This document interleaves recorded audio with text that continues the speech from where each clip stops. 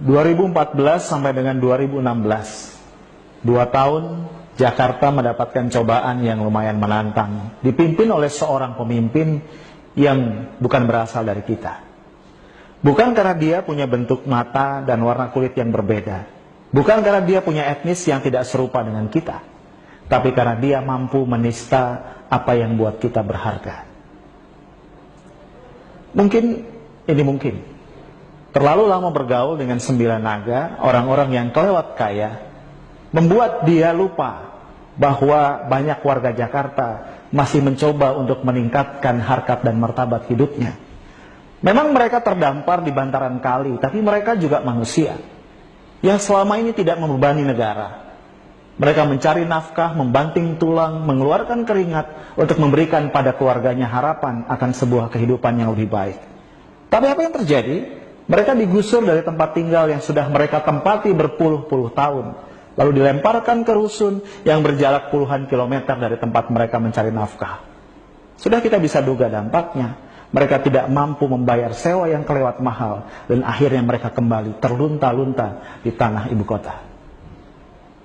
Yang tidak kalah memprihatinkan, dia dilanda oleh banyak kasus hukum yang membuat kita bertanya-tanya kekuatan siapa yang berada di balik semuanya, sehingga tidak satupun kasus hukum itu yang berhasil menjerat dirinya. Cerita tidak berhenti sampai di sini. Lihat kita, warga Jakarta, kita para orang tua yang punya anak-anak yang masih dalam usia pertumbuhan. Mereka butuh contoh, butuh teladan tentang pemimpin yang mulutnya bisa dipercaya. Persoalan muncul ketika dia ternyata mampu mengatakan hal-hal yang menggambarkan isi toilet kita di ruang-ruang publik ketika dia bicara. Yang tak kalah parahnya adalah kita tidak melihat konsistensi dari dia. Dulu dia bisa mengkritik pendahulunya. Dia mengatakan seorang petahana mestinya cuti ketika masuk masa kampanye agar tidak menyalahgunakan kekuasaan, tidak menggunakan aset negara untuk kepentingan kampanye politiknya. Tapi yang terjadi ketika aturan itu mengenai dirinya, dia menggugat, dia minta agar Mahkamah Konstitusi melakukan judicial review atas aturan itu. Dia ingin agar dia bebas melakukan kampanye ketika dia masih menjabat sebagai pemimpin ibu kota. Yang juga tidak bisa dilupakan, dengan luar biasa dia mencaci partai-partai politik, mengatakan mereka mencuri suara rakyat, dan kemudian dengan gegap gempita membangun sebuah barisan sukarela untuk mendukung dirinya maju lewat jalur independen dalam pemilihan pemilu kada berikutnya. Tapi apa yang terjadi? Ketika beberapa partai mulai menyatakan dukungan kepadanya, dengan mudahnya dia mengatakan, ya sudahlah, saya maju lewat jalur partai politik saja.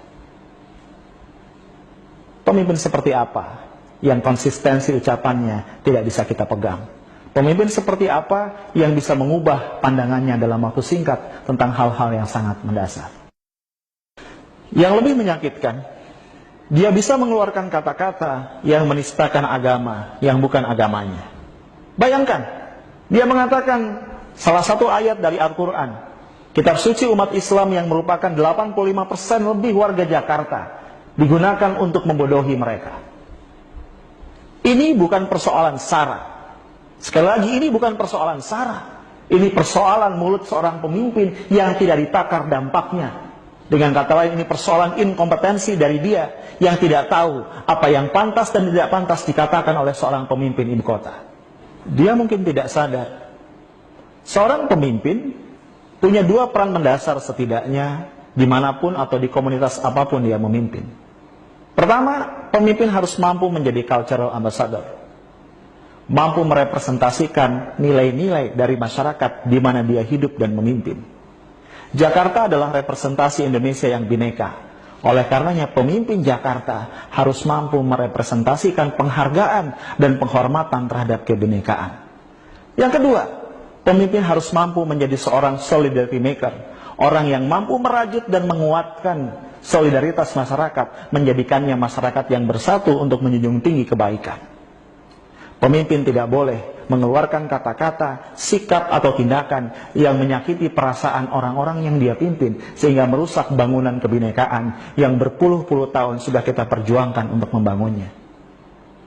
Karena inkompetensi itu, Tiada kata yang bisa kita sampaikan kepada dia bahwa waktunya sudah habis. Dia tidak pantas memimpin Jakarta yang merupakan wajah dari Nusantara.